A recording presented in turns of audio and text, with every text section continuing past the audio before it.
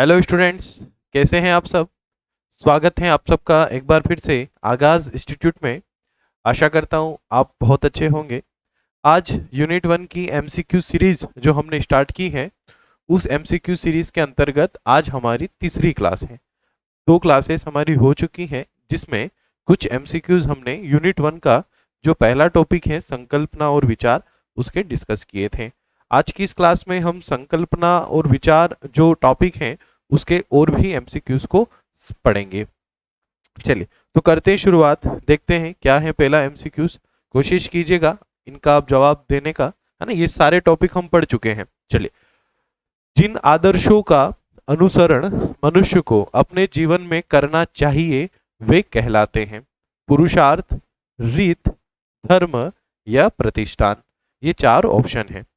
कुछ इसी प्रकार के प्रश्न आपको भी आपकी परीक्षा में देखने को मिलेंगे, इसलिए अच्छे से इन पर ध्यान दीजिएगा। तो जिन आदर्शों का अनुसरण मनुष्य को अपने जीवन में करना चाहिए वे कहलाते हैं। तो हमने पढ़ा था कि कुछ आदर्श हैं जिनका अनुसरण मनुष्य को अपने जीवन में करना चाहिए, और उनकी विषय में हमने बात की थी कि वो है पुरुषार्थ, है ना। पुरुषार्थ, आपको चार प्रकार के पुरुषार्थ पढ़ाए थे, और उन पुरुषार्थों में आपको सारी चीजें मैंने क्लास में आपको बताई थी और समझाई थी। तो उत्तर होगा आपका पुरुषार्थ। नेक्स्ट, यदि हम प्रश्न पर ध्यान दें तो बहुत इंपॉर्टेंट प्रश्न है, अच्छे से इस प्रश्न पर आप ध्यान दीजिएगा। प्रश्न है कि प्राचीन भारतीय ज्ञान परंपरा के संबंध में कौन सा कथन सत्य है।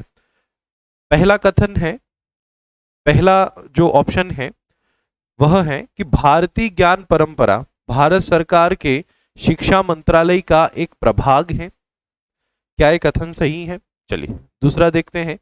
सन 2020 में लागू की गई भारत की राष्ट्रीय शिक्षा नीति में इस बात पर बल दिया गया है कि भारतीय ज्ञान परंपरा को शिक्षा के सभी स्तरों के पाठ्यक्रम में सम्मिलित किया जाए।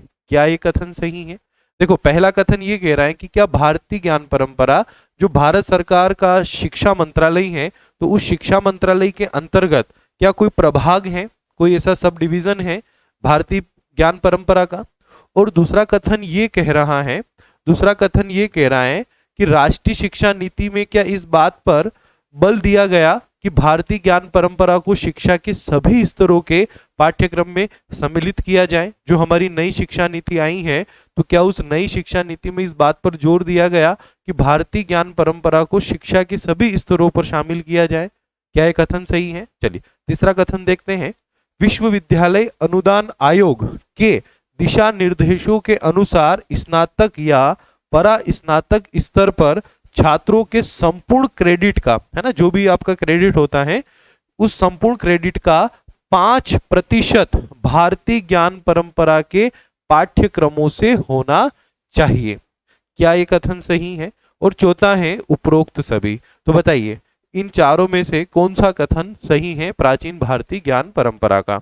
तो देखो स्टूडेंट, मैं यहाँ पर आपको एक बात बता देता हूँ कि ये जो तीनों कथन हैं, ये तीनों के तीनों कथन यहाँ पर सही है। मतलब कि आपका जो उत्तर होगा वह होगा उपरोक्त सभी। मतलब कि भारतीय ज्ञान परंपरा भारत सरकार के शिक्षा मंत्रालय का एक प्रभाग है, और जो नई शिक्षा नीति लागू की गई 2020 में, उसमें स्पष्ट तौर पर शिक्षा नीति में यह कहा गया कि भारतीय ज्ञान परंपरा को शिक्षा के सभी स्तरों में सम्मिलित किया जाए। और तीसरा ये भी सही है कि विश्वविद्यालय अनुदान आयोग ने ये कहा है कि भाई स्नातक और परा स्नातक में जो संपूर्ण क्रेडिट है उसमें 5% जो है वह भारतीय ज्ञान परंपरा का हो। इसीलिए जब आपका सिलेबस बदला तो उस एमपीपीएससी के सिलेबस में भी इस शिक्षा नीति के ही तहत भारतीय प्राचीन ज्ञान परंपरा को उसमें ऐड किया गया, है ना। शिक्षा के सभी स्तरों पर इसको सम्मिलित किया गया। ठीक है, तो ये तीनों की तीनों जो कथन है वो सही है। उत्तर होगा आपका उपरोक्त सभी। ठीक है, अच्छे से याद रखिएगा, एग्जामिनर आपसे प्रश्न यहां से पूछ सकता है। चलिए प्रश्न नंबर 3 पर बात करते हैं। न्याय दर्शन का सबसे प्राचीनतम ग्रंथ कौन सा है ना। जो न्याय दर्शन के प्रवर्तक हैं गौतम ऋषि, है ना, तो न्याय दर्शन का सबसे प्राचीनतम ग्रंथ कौन सा है?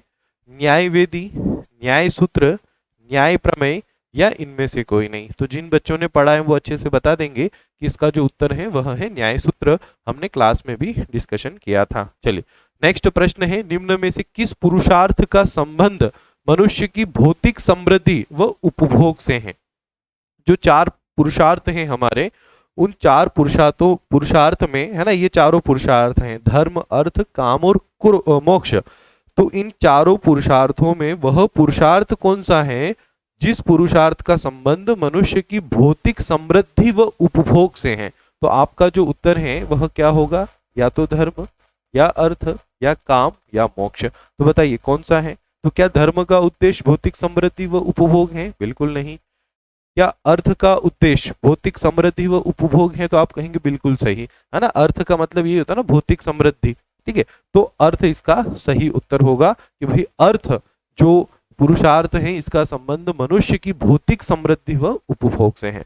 और मोक्ष और काम का संबंध क्या होता है वो भी आपको पता है, क्लास में मैंने आपको पढ़ाया था। चलिए प्रश्न नंबर 5, ये भी इंपॉर्टेंट है।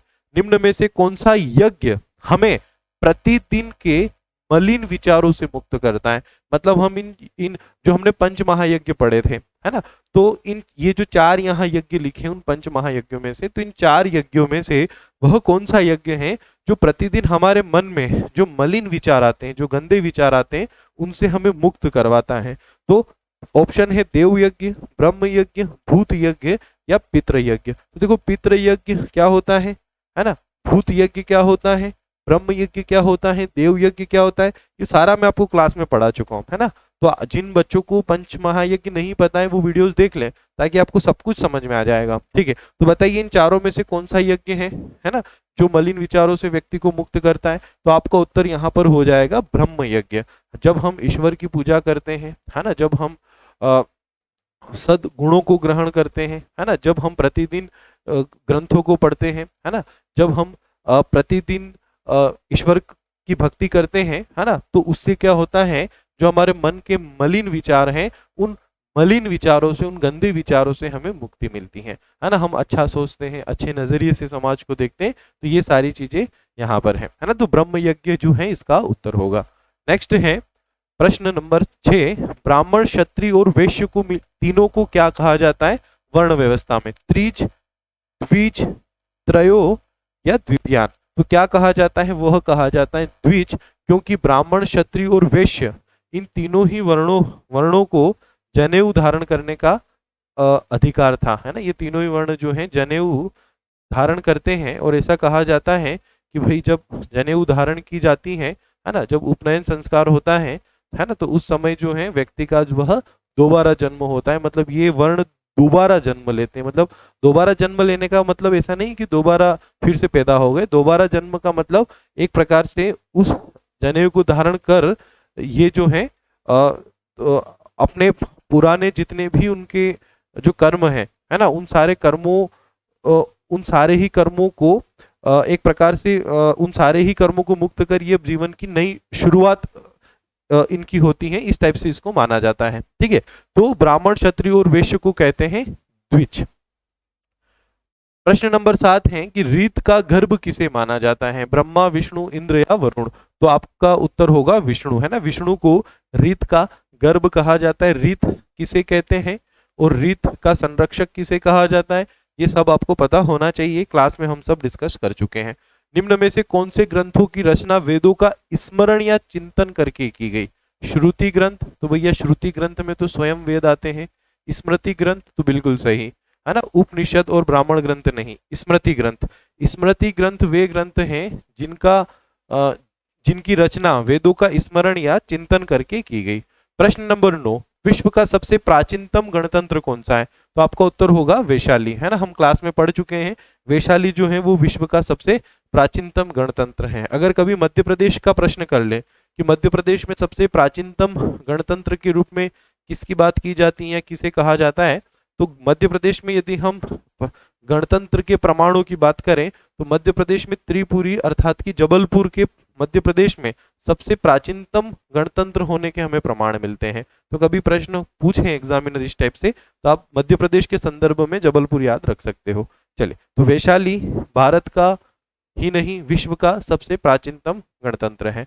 प्रश्न नंबर 10, शंकराचार्य का अद्वैतवाद किस दर्शन से संबंधित है? न्याय दर्शन, उत्तर मीमांसा दर्शन, वैशेषिक दर्शन, सांख्य दर्शन। तो स्टूडेंट, क्लास में मैंने आपको पढ़ाया था उत्तर मीमांसा के अंतर्गत कि शंकराचार्य का अद्वैतवाद जो है वो उत्तर मीमांसा दर्शन के अंतर्गत आता है। तो कुछ इस प्रकार के प्रश्न आपको एग्जाम में देखने को मिलेंगे, कुछ इस प्रकार के प्रश्न जो है एग्जामिनर आपसे पूछेगा। ये कुछ प्रश्न मैं आपके सामने लेकर आया हूं ताकि आपको एक आइडिया हो जाए कि परीक्षा में आखिर में इस संकल्पना और विचार नामक जो टॉपिक है इससे किस प्रकार के प्रश्न एग्जामिनर परीक्षा में आपसे पूछेगा, वो प्रश्न किस स्वरूप के होंगे। ठीक है, अब तक टोटल हम 30 प्रश्न कंप्लीट कर चुके हैं। आगे आने वाली क्लासेस में मैं और भी इस टॉपिक से आपके लिए प्रश्न लेकर आता रहूंगा और कोशिश करूंगा कि अधिकतम मैं प्रश्न आपको यहाँ से कंप्लीट करवाऊं। चलिए, तो ऑल द बेस्ट, मिलते हैं अगली क्लास में।